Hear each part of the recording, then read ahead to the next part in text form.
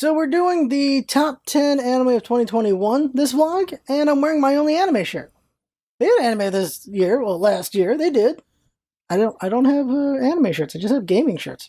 And apparently Star Wars shirts.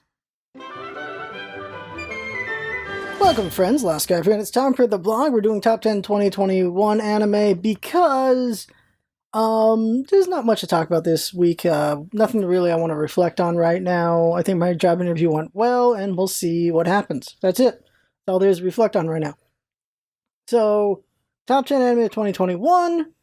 I did the math, I watched about 49% of all the anime that was out there. I was watching anime every day during almost every single meal, so yeah. Didn't realize how much that adds up if you only watch anime and don't watch any other shows. Holy crap. It was a loaded year. There was a lot of anime I really wanted to watch. And then I was like, yeah, I'll just watch these random anime while I wait for the next season. And so that's why I watch so much freaking anime. At the start, I'll say this right now. If you're looking for certain things, they won't be on here, so I'll tell you what they are. Demon Slayer, not necessarily is completely on here. Mugen Train's on here, but not Entertainment District because that season's not over. Attack on Titan isn't on here because I've just never cared about Attack on Titan. Just have never cared. People think it's the best anime of all time and will ever be. I just have never been interested. Just never have. I'm sorry. Mushoku Tensei, it's number one for a lot of people. Not for me. Apparently it's really good action, very entertaining. But the pedophilia stuff, I can't get over that. The main character's a pedophile, and I just can't be okay with that. I just can't be on the team of a pedophile. Just can't. So, haven't watched it at all. And then Slime, that time I was reincarnated as Slime. Season 1 was really good at first, and then started to peter out. I did not really care for like the second half of season 1.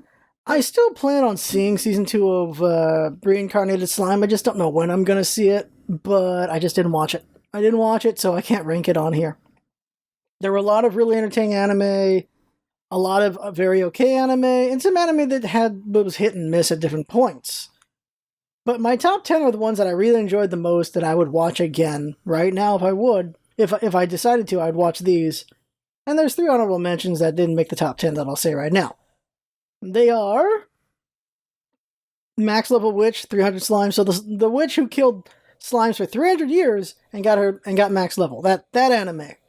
It is a slice of life comedy anime where it's just a witch who just gains a family and it's just all cute and bubbly, and that's all it is. There's no frills. It's just a cute family anime. That's all it is. And it's fun. It's very fun. I love the manga and I want to see the anime, and it was very entertaining. Not good enough for top 10 though. It's just fun. Another one in the honorable mentions is Otome Game, the Doom Flag anime with the villainess, where she got reincarnated as the villain, and she's like, oh god, I'm gonna die if I don't change things. Season 2 of that, very entertaining. It's just eating sugar. That's all it was. It was very fun and entertaining and hilarious. Had a lot of laughs, but that's all there was to it. It was just funny. That's all it was. It wasn't enough to really put over the top for me. Season 1, though, it was also very funny. Extremely funny. Season 1 is probably one of my favorite single seasons of anime ever. And if it was here this year, it would be number 1 right now, I'm thinking. That one would be number 1, number 2, because my number 1 is number 1 for a reason. The other honorable mention is Megalobox Nomad. That's Megalobox Season 2. Season 1 was a very pulpy, very enjoyable, like an adult shonen anime. It was very fun, and I liked it a lot. It was very good underdog story. Season 2, it's older, it's more mature, it's definitely more of a seinen. And it's not for everyone. Like, some of the kids who like Megalobox 1 will not like Megalobox 2, and I saw that. It's definitely for the adults, and very good mature story. Didn't hit the top 10 though, just barely, but it was very entertaining. And you feel some things with that one. For the top 10, number 10 is Boku no Hero Academia 5th season. It's just a very good, entertaining anime. Good comedy, good action, just continuing the story. Still interested in the story.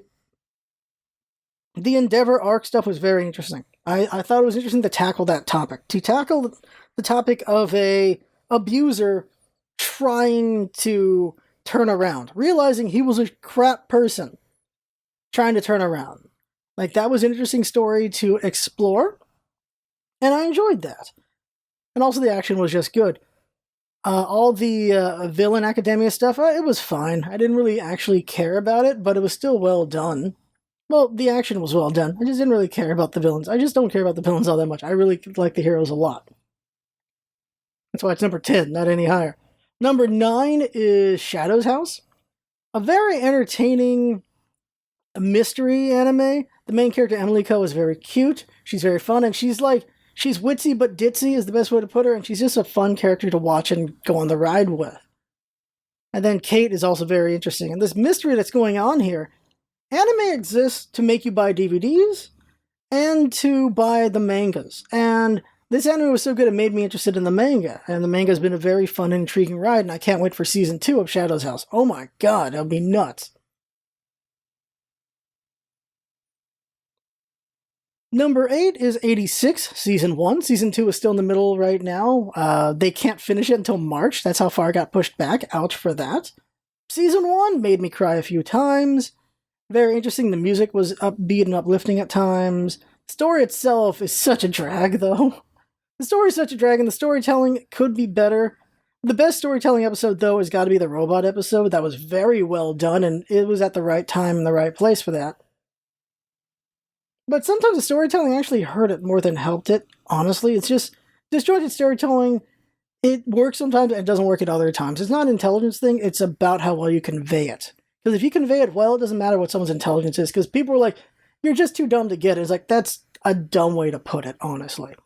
86 was an anime people put at number 1 all season, all year, and I think it was overrated in that it was very good, but it did not beat the top tier in my opinion. But it was pretty dang good, and there were some very good elements to it. And so, there you go, 8th place for it. So, anyone who loves 86 is going to hate everything I put above it, but I just like these more. Jujutsu Kaisen number 7. Jujutsu Kaisen is just the shonen of the year for me. Very entertaining. It subverts some ideas. It's more of a paranormal shonen. It does the usual shonen thing like Naruto and all the others, where they explain the rules as you go, because the main character is a new person to the whole thing.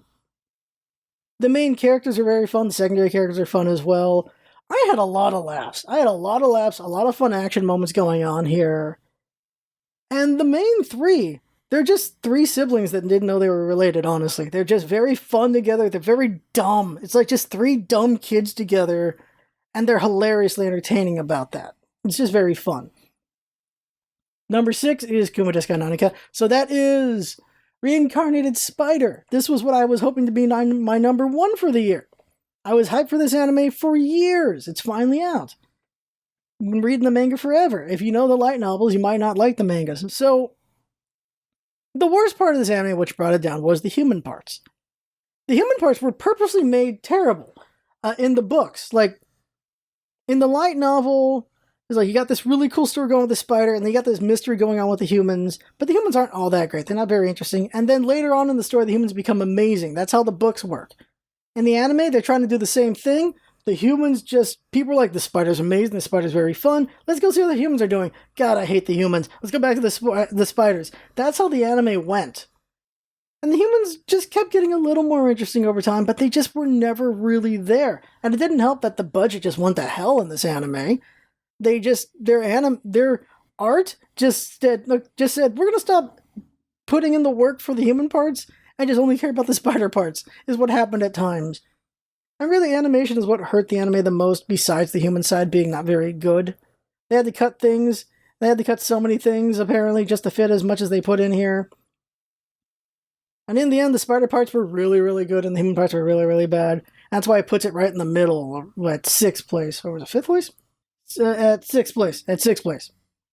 Really wanted to be my number 1. I love the manga so much. Still reading, it's very entertaining. But yeah, it's where it is. Also cut out some of my favorite fights from the manga, so dang it. Yeah, 6th place on that. Still fun, though.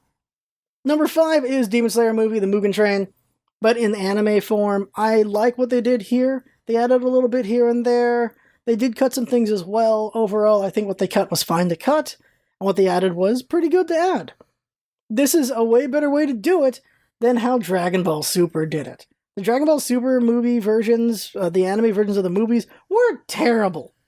I wish they were better, because I like Dragon Ball. This was how to do it. This was done very well. Also saves them money, because they just put the movie into anime form, and there you go. For anyone who couldn't go to the movies to see it, there you go. You can see it in anime form. You don't miss out. And it was fun, entertaining, great action. Love Rengoku. Like, the artwork, of course, is amazing. It's ufotable, so they do very well. And I just liked it a lot. And it made me have the feels. It definitely felt the feels at 2 points in that story. I can't wait to see how the Entertainment District goes. Number 4. So, 2, 3, and 4, these could arguably be shifted around because I kept thinking about them. I kept moving them around. And so these were at second place at different points. Number 1 has been number 1 the whole time. Number 4 is Vivi, Fluoride Eye Song. So the premise is, it's a 100-year story of an android who's all about singing to people. Her whole goal is just to make everyone happy by singing. And then she finds out an apocalypse is coming in 100 years, and she needs to prevent it from happening. So while she's on the mission of making everyone happy through singing, she's also trying to prevent the apocalypse. That's all I'm going to say about the story. But she goes through such a journey over 13 episodes, over 100 years. Just the story of an android experiencing so much over 100 years has got to be an interesting story, and it is. And I cried a few times. I cry every time I hear the final song. There's a lot of good songs in here, by the way, because it is a singing anime too. But the action is amazing. It is by Studio Wit. This is a rated R anime. Like classic, like kind of like RoboCop and Terminator, like that era of movies in anime form is this. And it's really good. And it's from Studio Wit, the people responsible for Attack on Titan. This was, by the way, their side project. This wasn't their main project for the year. And it's really good. You can pause at many moments in this anime like, damn, that's a really good shot. Over and over and over again. The action's really good. It's really fluid. It hits really hard. The sound balancing is amazing. A very well done anime. Studio Wit is incredible to me. I didn't realize how good they were until I saw this anime. Holy crap. It's just a good story, and you will have some feelings. You will have some feelings. Heck of a ride. Speaking of feelings, number 3 is Fumetsu no Anate, also known as To Your Eternity, To You the Immortal, different translations of what that title is. And, oh my god, this is probably my favorite manga of all time.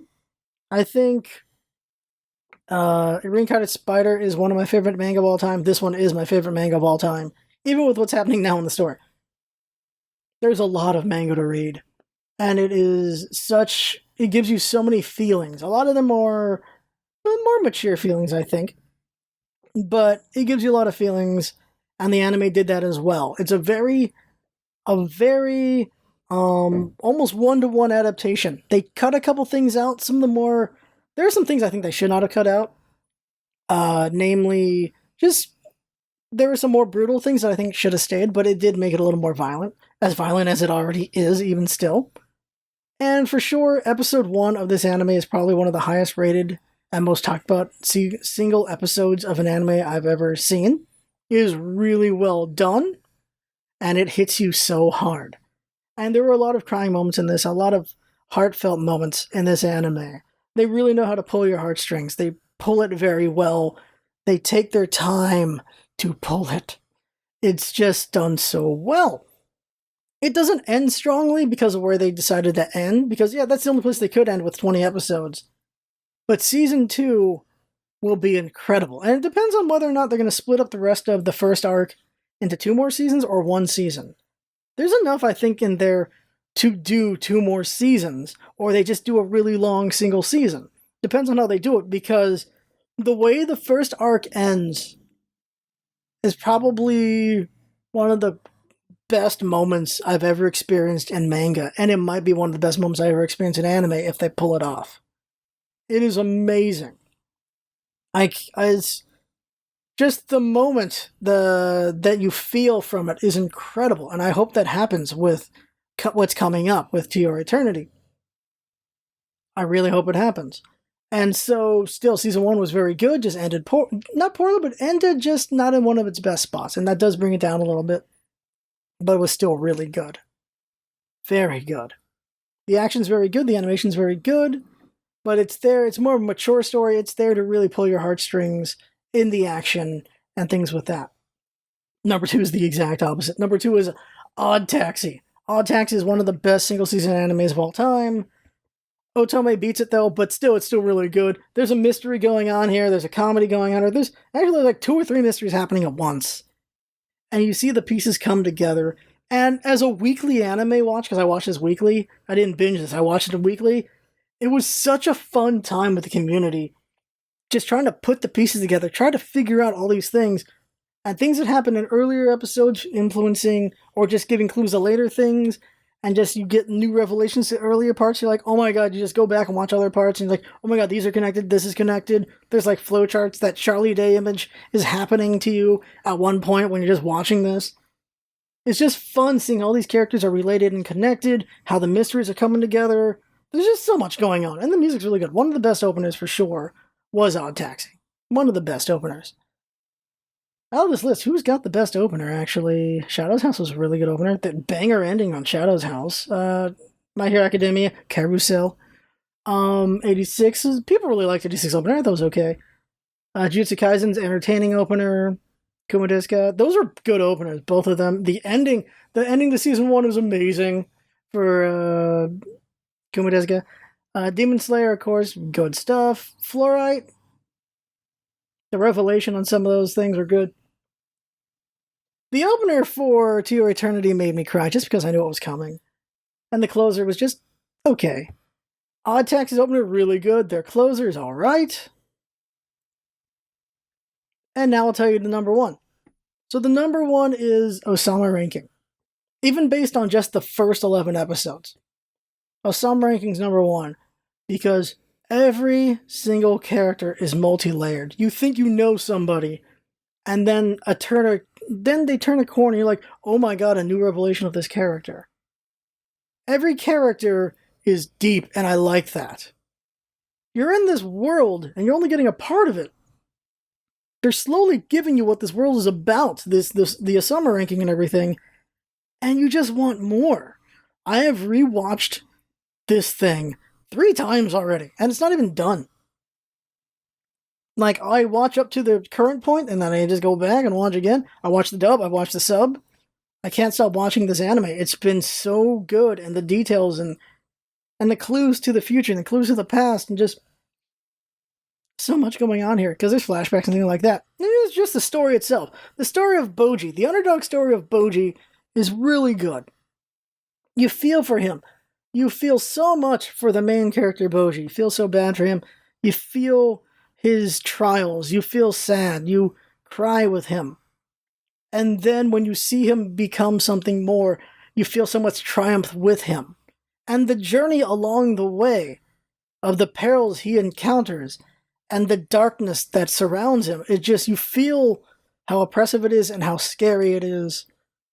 And it's done because it's just amazing cinematography, amazing art, amazing just the action scenes, how they move, how they flow. It is incredible. And of course, I'll just say Bevan versus Apis was amazing. Bevan versus Apis is just such a good fight. It's just a fight. There's no music to it. It's just these 2 guys fighting, and it's done so well. It's done so quick. It flows so clean. It's just really good.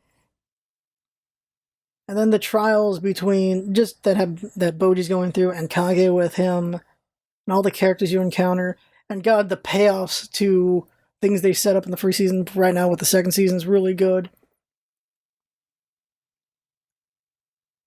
And it hits you in the feels. The only thing I think missing is probably really just comedy. It's not a funny anime. It makes you think it's going to be. It's a disarming anime. Because it's got this very childish feel to it. It is Ghibli. It feels very Ghibli. It feels like 1970s anime and Ghibli mixed into one. That's what it feels like. And it does it very well. And I forgot to mention, this is Studio Wit. Attack on Titan. Vivi. This was their main project for the year, was Osama ranking. And it shows it. It's such a picture book. It is... It doesn't shy away from how brutal it is. But it doesn't do it in a gross way either. It's a very adult fairy tale. and you feel so many emotions with this ride, and the opener is really good. The first opener is really good. First closer's sweet. Like, the core characters of Boji and Kage are very strong, but the supporting cast is incredibly strong too. Hilling is amazing. Domus is the feels you have about Domus. They make you feel very strong feelings about him. Dorsha, oh my god, Dorsha's episode is so damn good. Boss, you get a good sense of Boss. You get a good sense of Daida. You feel so many different things about Daida. Miranjo makes you feel so many emotions. Apis, the things he's going through. All these characters are so interesting, and they all fill all these different gaps in the story and just make you feel so much. And you realize there's just so much more to every character. Like, you think something of someone, and then you learn a little more, like, oh, that changes my perspective. And that makes me realize, like, people are people. They're not just one thing. There's something I really like about this story, that it does that. And by the way, Season 2 opener is really good. Right now it is the best opener of 2022, but we're only in the first month, so we'll see what happens in the coming seasons, but it's such a good opener. And that is my top 10 list of 2021. Try not to give too much away about these stories. They're all very entertaining for different reasons. I recommend all of them for different reasons. Depending on your age would affect things. I think nothing here is really much for kids, necessarily. Like, teenagers and up. Like, kids, 300 Slime. And maybe Otome. And that's it. For, like, teenagers, all this for teenagers. But I think an adult would really appreciate most of these. I think an adult would... For adults only, Megalobox is the one that you would appreciate the most, I think. Probably Vivi too. Those are very seinen, they're not really shonen. And To Your Return is also very seinen as well. Depends on where your head is at for that one. But all these are very entertaining, I recommend all of them. They're all worth watching. I do notice there's not as many comedies on here, which comedy is my favorite. Comedy and action are my favorite genres, and this is more drama action. Not on purpose, that's just where it went. But there's some funny moments in a lot of things. So that is my top 10. We'll see what top 10 2022 is. A lot of anime out there to watch. I'm still catching up on 2021, though, with a couple other things I was curious about. But I'm like, we should just get it done already and already just move on. So here it is, top 10. What was your top 10? And I'm sure some of you had Mushoku on there and Attack on Titan Slime on there. My bad I don't have them on there, but I gave you my reasons. So, I had fun. Hope you have fun watching. That's what's all about it. Having fun. Thanks for coming by, and see you next time.